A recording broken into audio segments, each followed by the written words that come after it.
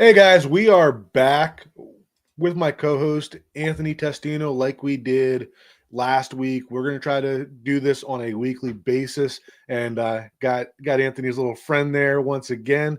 Um, like I said, we're going to try to do these every week going forward. For as long as we can, at least. Idea here is just to kind of get a midweek morning talk going. Hoping that we can get some more viewers in here and get some questions.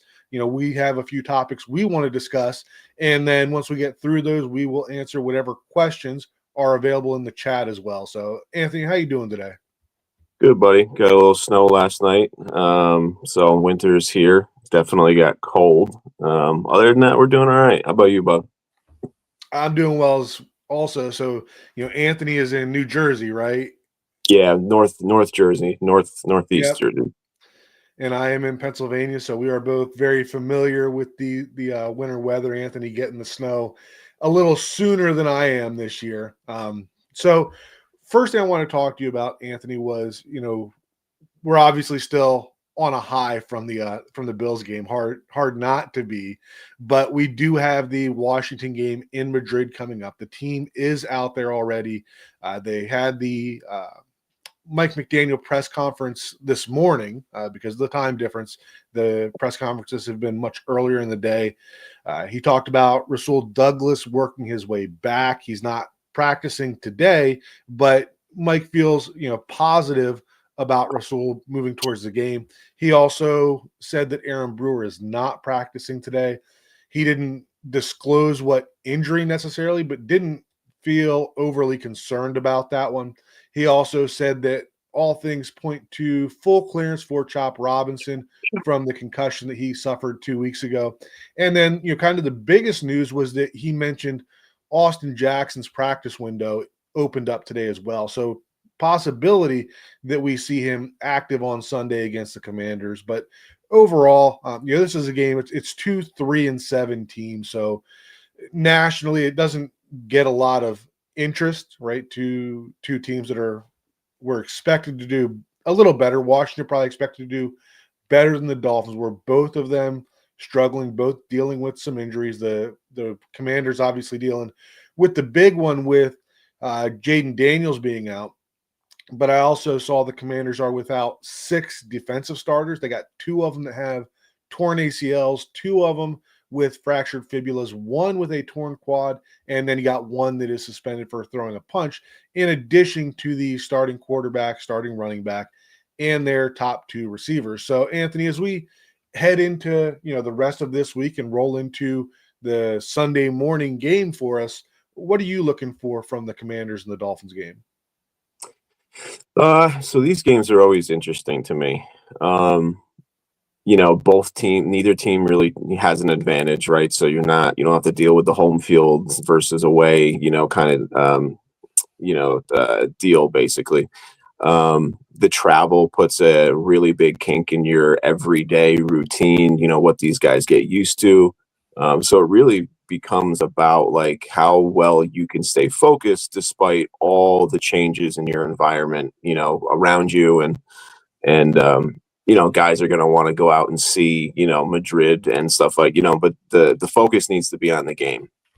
I've talked and been pretty loud about how I know there are people that would like to see this team lose. I don't necessarily share that same, thought process. But at the same time, if they lose, I'm not back in the whole like, hey, let's go to the playoffs now, right? So realistically, like my whole, my thought process hasn't changed going forward. I want to see the young guys. I want to see, I want to see if maybe, if we can start putting, games together and there's consistency there, which has been, something that Miami's really struggled to do. Anytime that they've had like a good performance, they've come out and kind of laid an egg next week, and again, the season, I'm not prepared to sit here and say it's saved. I'm not going to say that we're going to the playoffs. I'm not even looking at, what's down the line and, calculating how they get in and looking at the strength of schedule of the other teams or anything. I am solely focused on what Miami is doing. And I'm happy to hear that Chop is back because he's one that needs to get a big uptick in snaps. I want to continue to see, Jordan Phillips do what he does. I want to see more. I actually would like to see more Kenneth Grant. And to be honest with you, like I love Rasul, but at the same time, like if they want to kind of slow roll him out there or even, shut him down, I would hate to say, which I know as a player, it's probably not something he would love to hear. But we should want to see more Juju Brents and we should want to see more Jason Marshall. There's a lot of things to figure out, and there's some guys that have shined where, they've created this intrigue. Are they going to be pieces going, for 2026 and beyond? And, if you think there's a chance, but you don't have a definitive answer, then there's only one thing you can do to find out, and that means to play them. So, that's kind of where my head is at with the Washington game. If, before we know it, if they string up 4 wins together and we look up and we're 6-7 or 7-7, okay, fine. Then maybe, I'll start paying attention to the in the hunt graphics when they start posting them. But until that time comes, I'm going to remain in, in evaluation, mode, basically. Yeah, I think you and I a lot of times are on the same page. I think this is another one also that, I decided several weeks ago that I was not going to let this team hurt me anymore. So I'm always going to enjoy a win, especially a win over the Bills. I don't care what anybody else says about that one. But if this team does continue to lose, it is not going to bother me that much because, like you said, this is very much in an evaluation phase at this point. And if it, the tables turn and that evaluation phase leads to a run, then that's something that we can kind of slowly jump back into. I'm not gonna dive back into it for a while. But one of the things that you had mentioned there, with the Madrid game was the change in schedules, and that kind of reminded me of something that on the 3 yards per carry feed yesterday. So Chris Kaufman over there, along with Simon and Alf. So they had said on the pod, reading it here, that Mike McDaniel coach teams are 6-18 in games that have extra content to them. So less than ideal conditions, start times. And so Chris on the 3 yards per carry Discord clarified, to be exact, that the extra content was night games. So Thursday night, Sunday night, Monday night, short weeks. Thursday night, when they play on those Friday games, international travel. When they travel on the West Coast, cold games, right? So 40 degrees or lower, and playoff games. So those are the extra content games where Mike McDaniel coach teams are 6-18 during his time here. So I think that is something that, even though at 3-7, not ideal in terms of record, I think there's still an opportunity here for the team to show that they can, take a schedule that is modified and that they're not going to have a big drop off in performance. I mean, if you look at this from the outside looking in, even though these are both 3-7 teams, the Commanders are missing their starting quarterback. They're missing a bunch of key pieces. The Dolphins, I mean, other than the fact that the Dolphins just haven't been a good team throughout this season, there's no reason that the Dolphins should not come out and play well and win in this game. So I think that, if they come out and they do struggle, then that kind of helps to enforce that narrative that Mike McDaniel coach teams are not able to adjust to less than ideal circumstances. So I just wanted to kind of get your thoughts on that part of it. Yeah. I think when it comes to being a head coach, there's a lot of little things that go into it and a lot of little situations and things that you don't necessarily think about, right? It's kind of just like most of the time everybody sees Sunday and they yell at the play calling and whether that's, and it's basically like pass or fail, right? But there's a lot of little things that go into that too, right? I mean, this is also a game that's just before our bye week, right? And a lot of teams tend to, relish that opportunity to let their bodies, rest up. So they start thinking ahead and maybe can lose some focus. So this kind of has it's like double time almost when it comes to the travel and then the bye week, right? So, and then not to mention they're coming off of like their quote unquote Super Bowl for the year, right? In beating Buffalo.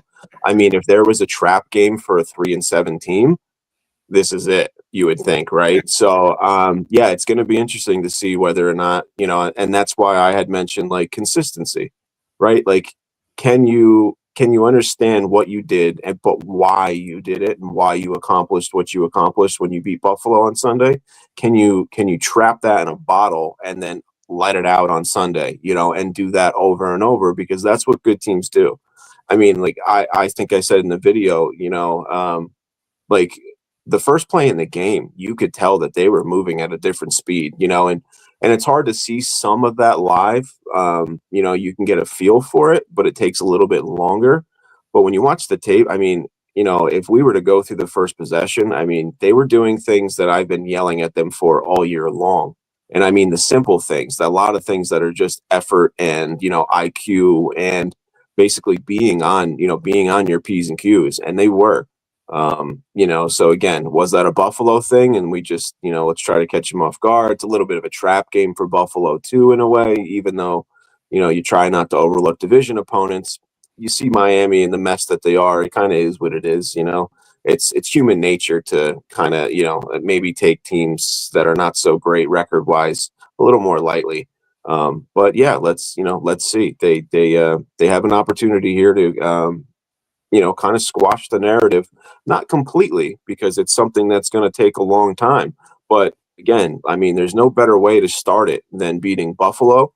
Just like we look back to the Tennessee game and say, well, that was the change where they lost all confidence. You know what I mean? Let this be the one that gets you going in the other direction, Yeah, absolutely. And you kind of alluded to the improvement that you saw in this game, and we are going to get to that topic as well.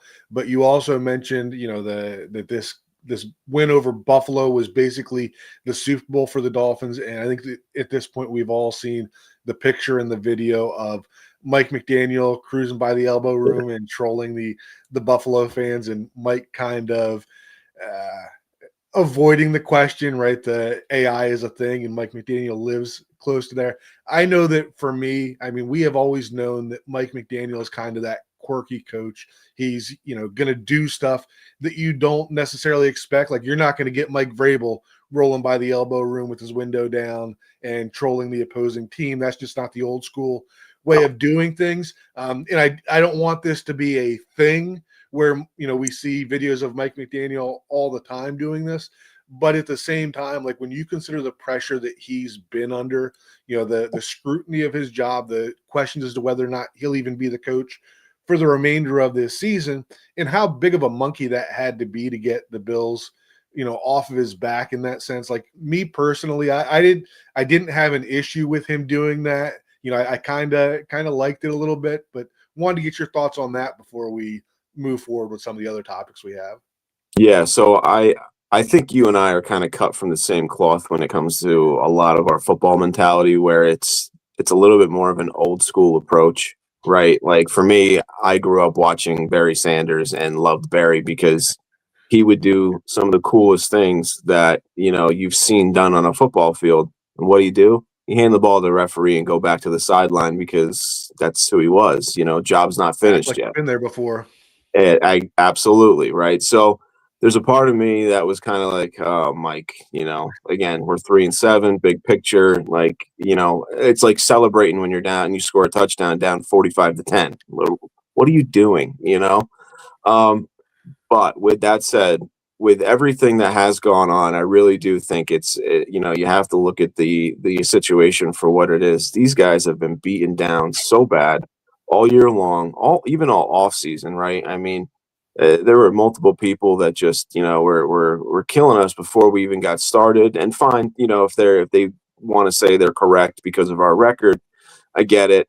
But then all the stuff these guys have dealt with in the media, and I mean, I don't know if it's all fan bases, but I know that, I wish there was more support, for the Dolphins. Like, I'm ride or die, um, so in that sense, it's kind of like, you know what, you beat Buffalo, go, like, do it. I'll give you 24 hours of whatever, let it all out. But you absolutely need to refocus and get it going again immediately tomorrow.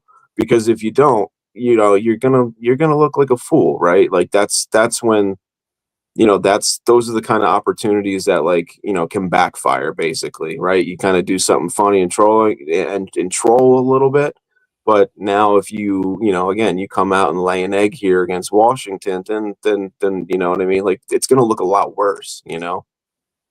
Yeah, absolutely. That's the kind of stuff that turns into bulletin board type material. Yeah. We like to think of these athletes as, just beyond feelings, shouldn't have Robots. emotions, Robots. well, should only have emotions when we want them to. Like, we want them to go out there, we want them to play emotional in the game and then act like it doesn't exist outside of the game. Like, and another thing that I kind of thought about there was, the Bills fans, they bought a damn banner and flew it over Yeah. the stadium. Like, as a player, that's Not the gotta first piss time you either. off. Yeah. Oh, really? I didn't know the Bills No, they've done it before. okay. But I mean, yeah, that's got to piss you off when you see the Yeah. opposing team able to buy a banner and fly it over your own stadium. Like, that's crazy. But and we saw the celebration from the team, jumping in the laundry carts, and that's all well and good. But like you said, like, if you follow that up and lay an egg against Washington, like, that stuff's going to be repeated on social media next week, and not in a positive manner. So as we keep moving forward here a little bit, one of the things I want to talk about with you today was some of the stuff that you've seen that is different today compared to what it was at the start of the season. Something that we've talked about Mike McDaniel a lot with is, I guess, his reluctance to change, or how long it takes to change some things. And I know that from an offensive perspective, like, it feels like we're finally getting some of the change that, me, you, the fan base has talked about for a long time in terms of, you know, changing the different types of plays we're calling. We all know that Mike McDaniel wants to be this Kyle Shanahan outside zone team. And if all the pieces are there, they probably have a very good case to be very good at that. But they don't have that right now, particularly on the right side of the offensive line.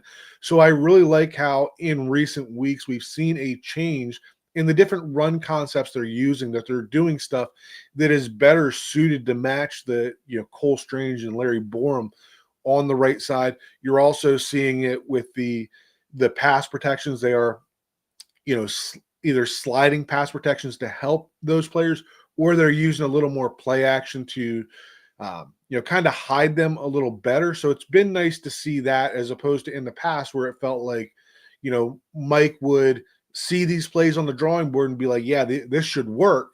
And he just goes out there and runs it regardless of who he has on the field. And then we, see the consequences of that. I think that we've also seen this year, not as consistently as I would like, but we have seen them, moving towards the role that we have talked about with Devon Achane since he essentially came into the league, where we don't want to necessarily give him 20, 25 carries a game, that we want him on the field, and we want the ball in his hands, but not necessarily as a traditional running back. So there's been some games where we've seen Ollie Gordon kind of step up and be the traditional running back, with Achane moving around a little more. And we saw this past week doing the same thing with Jalen Wright. So that's something that's a little different as we get further into the season than it was previous years or early in the season. And Sixth offensive lineman too. Yes, absolutely.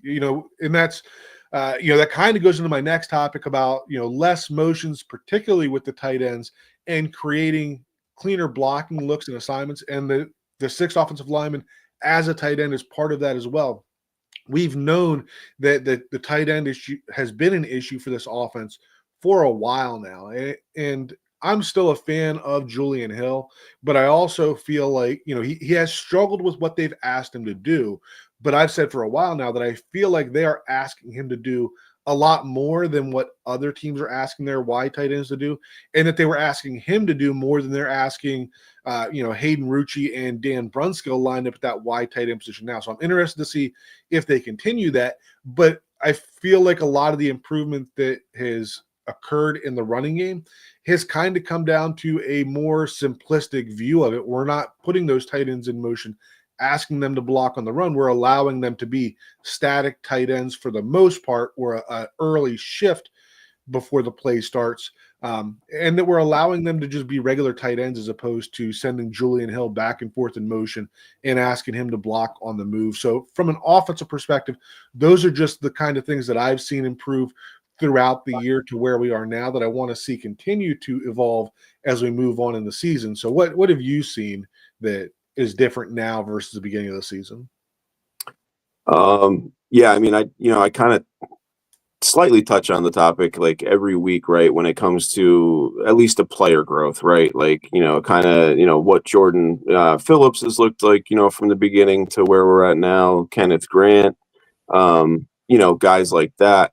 But from a team perspective, I did mention this actually in my last video too, is it seems like, and obviously I reached out to you for a play because I was sitting there scratching my head going, what the hell is this? Couldn't figure it out. Um, like and be confident about the answer. But I think, there's been a change of a little bit, maybe less two gapping by the defensive line and maybe more one gapping, which, has basically unleashed Jordan Brooks to let him just go and do what he does. And it seems to be like it's a good thing, obviously. It's probably a combination of that along with player growth in general, guys just getting better.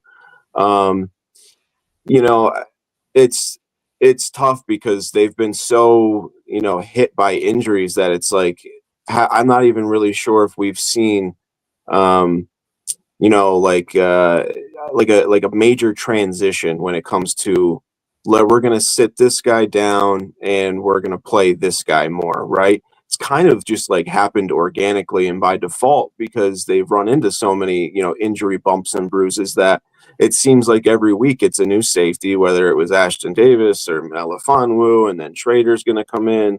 And then when we run our big nickel, it's going to be Minka, but now Minka's going to become the full-time slot. But now we have Marshall back, so now Marshall's getting inserted there, so Minka can go back and play safe.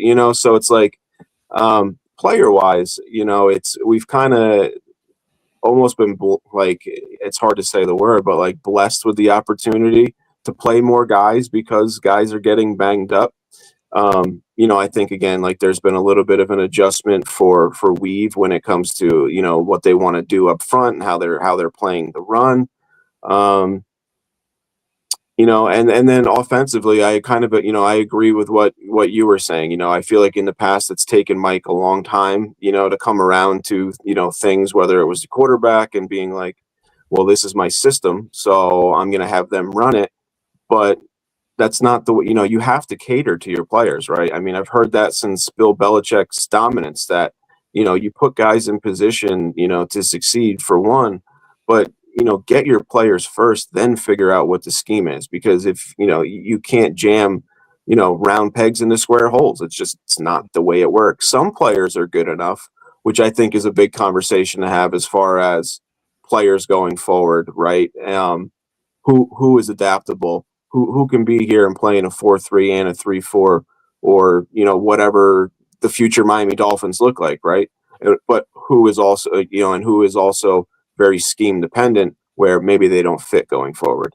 But I will say the last thing I'll touch on is just difference wise. It seems like some of the veterans seem to be coming around and maybe even taking a little bit more of that leadership role. Like I've just seen a lot of emotion from Minka. He's one that keeps popping into my head, and the reason why is because it hits a little bit more home for me, and I get a little more excited about that. But yeah, it seems like maybe veterans are starting to take maybe these young guys under their wing and accept that, hey, we're not a great football team, but let's get this thing going. Like, let's get this thing turned around. Maybe the better leader I am, the quicker this thing can get, turned around. And, before we know it, like if I'm going to be here next year, I don't want to go through this again, So I think there's been a little more fire, a little more passion, from the beginning of the year. And maybe the firing of Chris Greer and, declaring Mike McDaniel the coach for the rest of the season helps as well, where everybody got a chance to relax and the trade deadline passed. So, yeah, things like that. I defensively, I can't say that there's been a ton. It's really been a lot of better play, some minor adjustments, because in the beginning of the year, it was really just guys weren't good enough, and they were getting, they're getting blown off the ball and nobody had a chance to succeed. Yeah, and so you were talking about the veteran leadership on this team, and that's kind of something that I've noticed as well.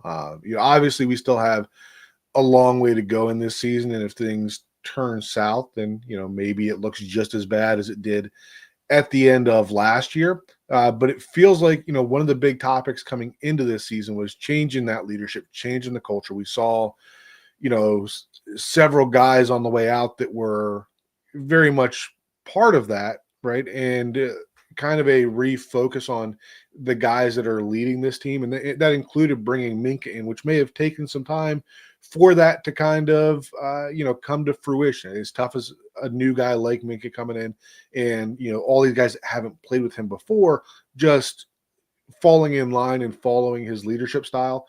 But to me, it feels like as we move further in this season that we are seeing the leadership get stronger this year compared to what we saw in the past. I know that we had the, kind of awkward quotes from Tua about players that, maybe didn't show up to meetings on time and stuff like that. But maybe part of that is a good thing too, like that you're putting it out there in public. We're not waiting till the end of the season to say that players were skipping meetings. Right now we're saying like, look, this isn't working right now and we need to fix it. And I know that, at least for the last 3 weeks, it feels like the team is closer, right? You saw the way they celebrated in the locker room after that win against the Bills. Like it feels like the nucleus that we have of that leadership group is moving in a better direction this year than it was as we got further into the season last year. Yeah, fully agree. When you mentioned the Tua comments, I smiled because it's like, I mean, he's damned if you damned if you do, damned if you don't, almost, right? Like, we've been doing this and trying to keep things behind closed doors and all that, and that's the way all of us would prefer it, right? Is like you don't want to air out dirty laundry. But when you get to the point where you throw your hands up, maybe you do need to bring it to everybody and say, "Listen, man, y'all are just destroying me. I'm trying my absolute best. This is kind of my last like effort, try here. Is that maybe if I blow up somebody's spot, maybe then they'll get the picture. Maybe they got to answer questions, whatever. Like maybe sometimes you got to do that. These are grown men. Most of the time, they're gonna do what they want to do. So they literally like it's their choice whether or not they buy in. Right? This is not kids or a college program that are kids listen to adults. College program, they're on scholarship, this and that. I mean, college coaches do not play games because they're still kids, right? Like we see star players all the time miss a quarter, miss a half, miss a game for disciplinary actions. It doesn't happen in the NFL. You could see bad play, you could see people not care, and their contract says that they're probably going to play and they stay out in the field. So it's a difficult thing to rebuild culture when it's so down, and then there are still leftover and lingering pieces from the guys that were here and saw it when it was bad. So yeah, things like that, maybe they were all necessary, right? You really don't know until you see the end product, right? And then you can look back and say, well, where were the stepping stones for, where was the path, where were the breadcrumbs that led us here? But I agree though that I do think that it seems like the culture, quote unquote culture, just the attitude in general has been a little bit better. But again, that's where we talked about the Washington game is let's see if it was just like if Buffalo was the end of it, right? Or are they going to like, is this something going forward where like, no, this is tangible, real change, and this is the way it's going to be going forward. Now, once they've kind of figured it out, because I think it takes a win, or it takes some some sort of reward basically to really buy in, because if you're going to sit there and try to do all these things but then you're going to lose, it's hard to buy into what the focus is, right? So beating a team like Buffalo like that hopefully was the one that kind of, like I said, catapults them forward. Absolutely. So still waiting to see if we get some questions in the chat. Don't have any in there yet. If we do have, some viewers that want to throw some questions in there, we will hop on those after this next topic. And of course, I'll give Anthony a chance here at the end if he has anything he wants to discuss. But the last one that I had for today, and Anthony, this is one we talked about a little bit before.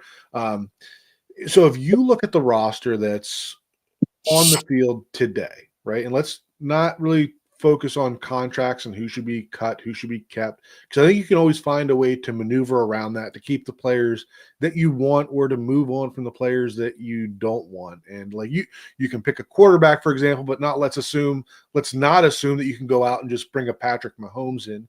But I want you to think about three positions based on where this team is today that you feel would best help this team to take the next step. And I'm going to go first and give you a chance to think on it a little bit. My three, the first one would be right tackle. Larry Borum, not good enough to start in the type of offense that Mike McDaniel wants to run. We talked about that a little bit earlier. I'd like to assume that Austin Jackson, who's coming back to practice, can be that fit, but he's also proven that he hasn't been able to stay on the field. I think a big part of the reason the offensive line has stabilized somewhat this season is that we finally have the continuity of having the same five guys playing for several weeks in a row. And I think it's been 4 or 5 weeks, maybe even 6, that we've seen the same five guys playing together, which is something we really haven't had the entire time that McDaniel has been here. So my first one would be, give me a right tackle who is an upgrade in terms of on-field performance over Borum, but doesn't have the availability issues that Austin Jackson presents.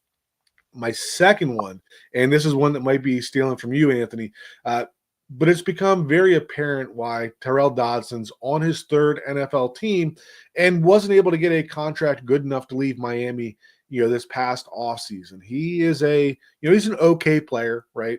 But he's probably, if you've got 11 guys starting on defense, he's probably going to be, if the defense is any good, going to be your 10th or 11th player. It seems like he's out of position too often, just kind of freelancing a bit, and he's not the caliber of player that you would find that acceptable to do. Right? If you have like a Troy Polamalu, for example, he's going to be out of place at times, but he's also going to do those special things that make it worth it. And Dodson's obviously not close to that caliber of player. So I would like to see an upgrade at linebacker to pair with Jordan Brooks. I think that Brooks, his versatility leaves the door very open as to the type of linebacker that you could have there, right? And whether it is somebody like Dodson, who's a little smaller, a little quicker, plays in space, your playmaker type linebacker, or it's a bigger 240-pound, fill the lane, be a thumper in the run game that allows Brooks to operate in space a little more. I think that is more the way that you were leaning when you were talking about linebackers on your last video. But that would be my second one. And then the third one, I'd like to see, I like the cornerbacks that we have, but Rasul Douglas, he's on borrowed time. And I hope that Kader Kohou returns to form, but it is a knee injury. And I think that Kohou in this scheme would be a perfect complement to Rasul Douglas. It feels like the defense favors having one, bigger, longer, more physical corner, being that Rasul Douglas player. And then the other one, a little bit of a smaller, better in short area quickness, a little, smaller, scrappier guy, your Jack Jones. But with that in mind, I'd like to see the continued development of Juju Brents and Jason Marshall as being, that big cornerback to eventually replace Rasul Douglas. But I would like to see some new bodies in there for the other type of corner. Jack Jones has made some great plays this season, but he's also, had some really poor ones, and kind of similar to Dodson, he's just not a good enough player to live with that long term, right? He's going to really frustrate you when he's not in the positions that he is supposed to be in. So I would like to see somebody, similar style, similar build to Jack Jones, but mentality wise is just a little more consistent than what Jack Jones has been. So, with that said, right, what do you have on that topic? Who would be 3 positions on today's roster that you would like to see upgraded for this team? Okay. Yeah, this is fun, but also kind of frustrating because it brings up old things that I've been complaining about for a while. But I'll start, and I agree. I agree with your 3 as well. In fact, I think you kind of stole 2 of them. So for the sake of being a little different, I'm going to try to maneuver around that. Okay, 1, I'm going to go tight end. Tight end has been a position for me that I have been screaming at the Dolphins to address for a long time.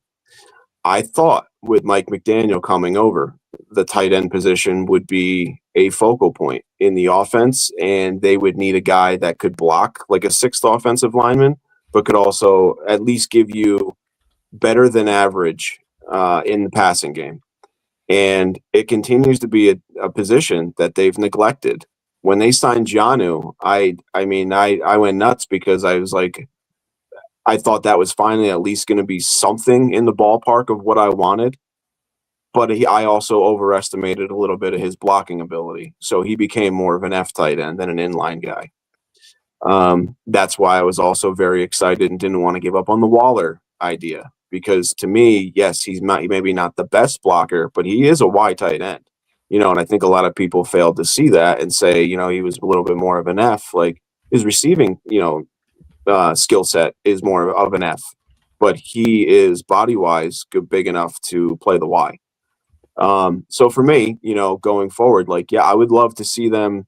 And it's hard to do this with, you don't know who the coach is. So we're just going to play along with the idea that Mike McDaniel is here, current team, right? Current coaching staff. But yeah, tight end would be one because I think it's ultra important. You touched on a little bit earlier. They've also admitted that they asked their tight ends to do a lot, and tight end is a tough position in general because regardless of what team, you have to be able to block and you have to be able to catch. You basically have to do two positions, in one. So that would be one for me. The next one, and I want to preface this a little bit with the idea that, so when it comes to Tua, I really believe the team has built this thing wrong. You can look at all the players and say Tyreek Hill and Waddle and HN. Oh, it's not enough for them. No. Why do you think super teams fail? It's because they don't fit properly together. It's because a collection of talent is not good enough. They have to fit and be a well-oiled machine, which is why sometimes you see lesser talent teams that operate very well win games, because it really comes down to, how well you work as a group. We saw, in 22-23 that they could really put some points on the board. Great. Mm-hmm. My thing is that they had the best offensive line in that time period with Armstead, Wynn eventually playing, Robert Hunt, Connor Williams, and Austin Jackson. That's not bad. I could go to war with that. So for me, in order to get the offensive line fixed, I do believe that you need to back off of spending so much money and so many assets on the skill position players. With that said, I do think you need a little bit better than Nick Westbrook-Akine at this point. I don't know if it's more of a Tua thing where it's a comfort and a trust thing, because I've heard that a lot. And if it is, then Tua needs to kind of say, like, I need to be able to spread the ball around and trust these guys a little bit more and let it fly, because you can only operate by force feeding two guys for so long, right? It's Achane or Waddle. It's Achane or Waddle. And for me, I'm a big guy that it comes to, when it comes to offensive philosophy, spread the ball around, makes it a hell of a lot harder for the defense to figure out what's coming. So one thing would be the tight end, and I would like that to be like your de facto number two, right? That's like your second option.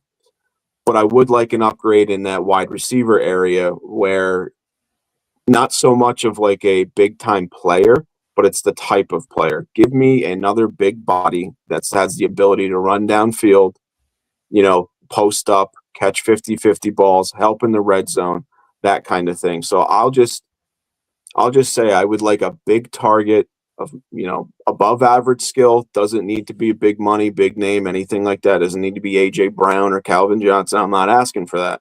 I'm asking for a guy that's competent, that can do the things that I think the Dolphins offense is lacking. So those would be two. And then I'll go to the defensive side of the ball. And I really like the D-line. I want to see what we have in Chop before I say anything about edge. And I think finally he's going to get that opportunity to really go and continue to develop, just like last year's second half of the year. But if he gets going, it needs to stay that way.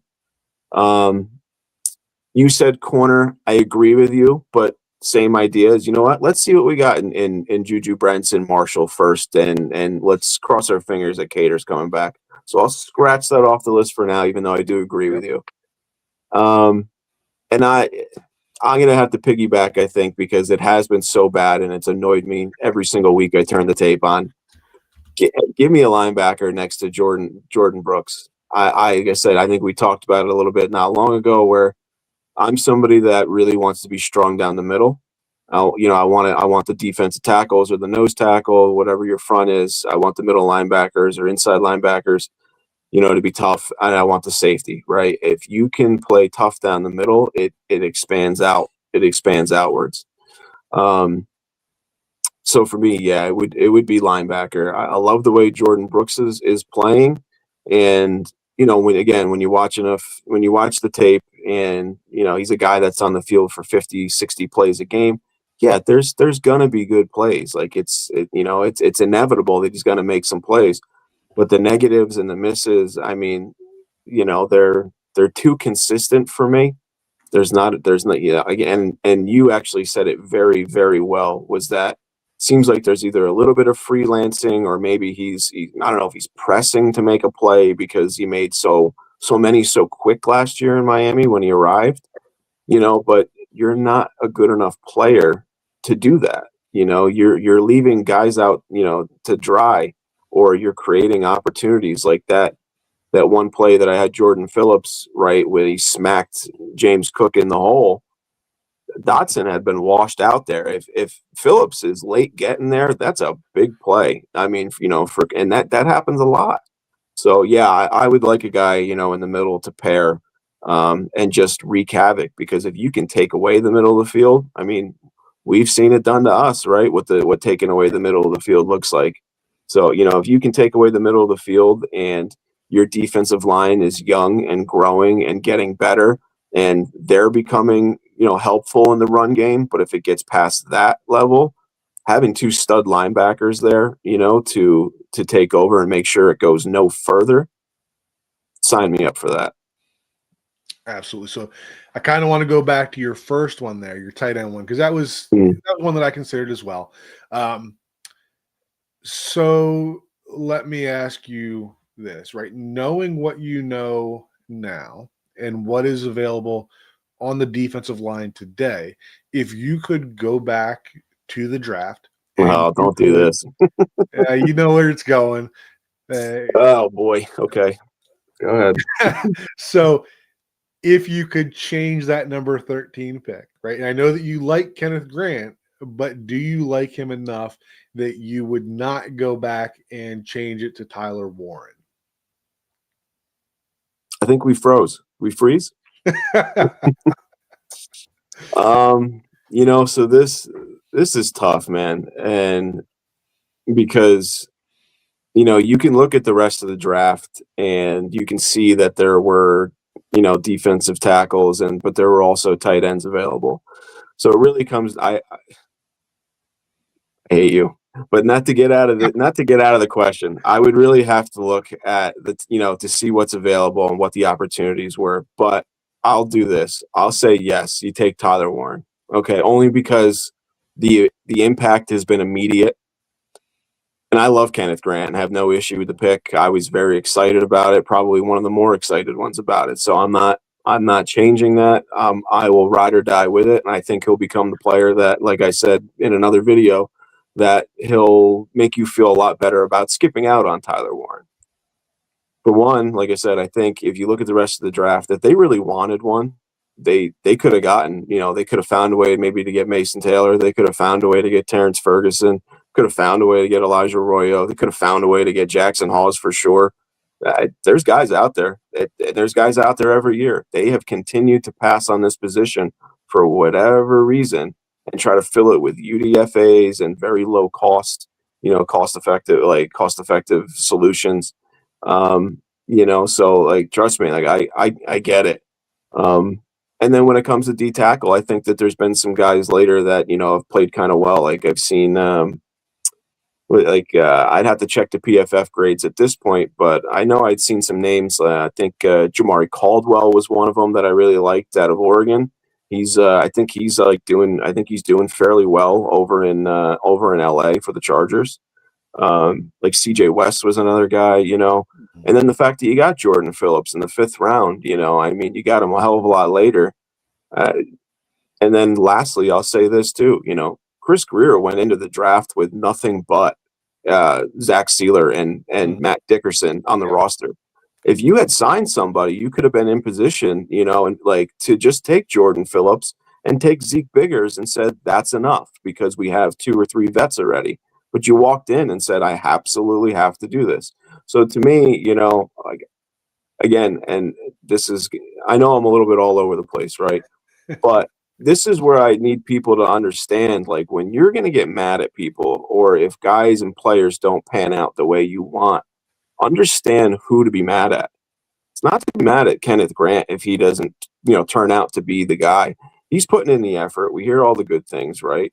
The bottom line is that Chris Greer went into the draft with, this handicap basically and forced a pick. That's what happens when you're doing it wrong. You have to be able, to take the best player available and not, pigeonhole yourself into doing something because that's when you start to reach, right?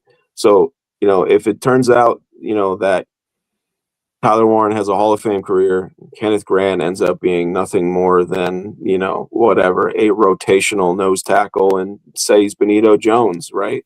Like, don't be mad at Kenneth Grant. Be mad at Chris Greer for the way he operated and then the fact that he almost forced his hand. So yeah, going back to just solidify an answer for you, I think you have to take Tyler Warren because he's good now and he's gonna do nothing but get better. But I don't regret the Kenneth Grant pick because I really like him. I think he can be, a big part of a good defense. And I think he's going to develop into a very nice player.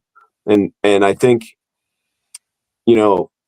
sorry again, but from a defensive line perspective, right, nose tackle, like not a guy that's going to show up and create 13 sacks. He's not going to be Chris Jones, but this is a guy that's going to collapse pockets. He's going to help your edge guys. He's going to clog the middle. He's going to stop the run, and he's going to get his hands, I think, on a lot of balls once he really gets comfortable and figures it all out.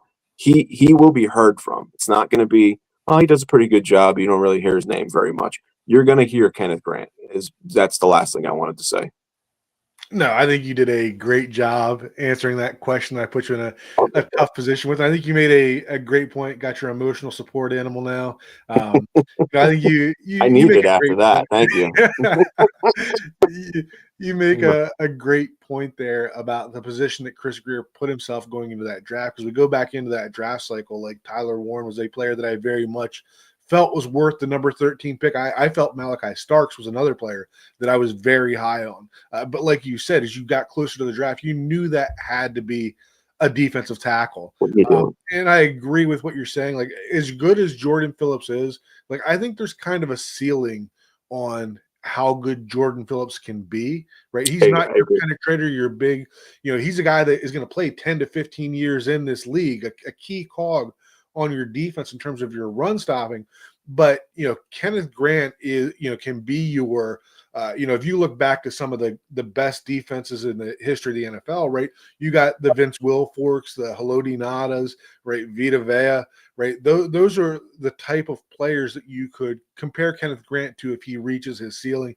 And I don't think that Jordan Phillips is ever going to have that ceiling. And that's not saying anything bad about Jordan Phillips. It's just a difference in the ceilings of those players. So I get what you're saying. I agree completely that when you look at what was there and what Kenneth Grant can be, right, that eventually you could see it develop into the pick that you want.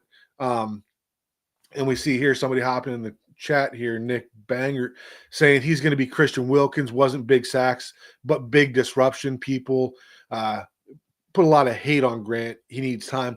And I agree with that. I think there's a little difference in terms of the type of player between Grant and Wilkins. I think Wilkins was a little more of a penetrator, whereas Grant, I think, is more of the, I think he's the space eater that can penetrate, whereas Wilkins was more so the penetrator that at times could space eat. He's a pocket collapser. Yeah, absolutely. So we're nearing on 50 minutes here. Anthony, do you have any topics you had in mind that you wanted to hit on before we wrap it up for today? No, I don't think so. I think we did a good job of kind of discussing everything, and I think, again, I just want to reiterate, it's the Buffalo game doesn't change anything really, right? But we're hoping it's a step in the right direction, and and if they can build off of it, then great. Um, I saw a lot, I got a lot of, it seems like I got more positive feedback than negative feedback, but there was definitely, negative feedback when I had said, I don't think that this team needs to go scorched earth and, go all the way down to the studs, and in order to rebuild this thing. Um, I do think that this team has enough to build upon, and not saying that I want to, like, quote unquote, half-ass the rebuild. I don't. I want to do it right. I think you can do both. I think if you take your time and do it through the draft and not, go and hand out big contracts for, mid-level players, I think you can do. I think you can get it done. So and Alf actually put out a great tweet that was like, this: their top of your roster is built this way, the middle of your roster is built this way, and the bottom of your roster is built this way. So I think the Dolphins have a good chunk of that middle part where it's a lot of good players. And that's why I say, like, if you can get Jordan Brooks, a guy next to him, that works well with him, or maybe like if Jordan Brooks, whether he's your first or best second linebacker, right? If if you can get a guy next to Waddle that complements him, right? Like, there's going to be certain spots where, yes, you need an elite level player, but then there's other spots where you just simply need more depth. There's pieces all around. It's just Miami doesn't have any of those guys that you look at and say, like, oh, they got, they're starting out with a Nick Bosa and a Fred Warner and a Christian McCaffrey. You know what I'm saying? Like, it's I can understand people's hesitation to thinking, that, like, they have enough, but I think if you get the right people in charge, I think, and the last thing I'll touch on is, when you remove Chris Greer, there was a level of incompetence, that was coming, and it's a trickle down effect from the top, and it comes all the way down to the team and what we see on Sundays. Just by removing that, I mean, it's positive. It's addition by subtraction. Now, if you can add in somebody that knows what they're doing, I think that alone is going to go and do wonders for the Dolphins. Then, you figure out head coach and quarterback and what's going on after that. But that move alone, I mean, I said it when Washington got rid of Schneider. He was out the door. I said, dude, buckle up, because here comes Washington. I mean, that guy was really that detrimental to the way things operated. Again, human beings, not robots. Come to work and work for a guy like that. Come to work and work for your favorite boss you've ever had in your life. Where did you perform better? Like, that's what people need to understand, and the way they need to think about the way this whole operation works. It's not about just good players and collecting them. It's not about, just the head coach. It's not about just the quarterback. It's everything. It starts at the top, and it's a trickle down effect. So, yeah, just some thoughts I think need better clarification. Absolutely. And that's a great way to close it out. So you can find me on X at OL Coach Smith 63. Also co-host of Scouting the Fins. You can find that on the 3 Yards Per Carry podcast feed, and also the 5 Reasons YouTube. Got Anthony here at Tino 9322 on Twitter. We both do film breakdowns every week on my YouTube channel. I do the offensive line breakdowns. Anthony does great defensive breakdowns. And this is something that we're trying to, start up and do every week, probably going to target for a Wednesday morning. I think that we both kind of want this to turn into, an interactive thing with the listeners out there, a Q&A type thing. So if you want to DM us on X, right, add a comment in this video, right, of stuff that you want to see us address, and we want to turn this into more of a interactive thing. But as you can see, we can easily fill an hour at a time just shooting the shit and talking Dolphins football. But appreciate you guys listening, and we will talk again soon. Thanks, guys. Thanks, Eric. Catch you later, buddy.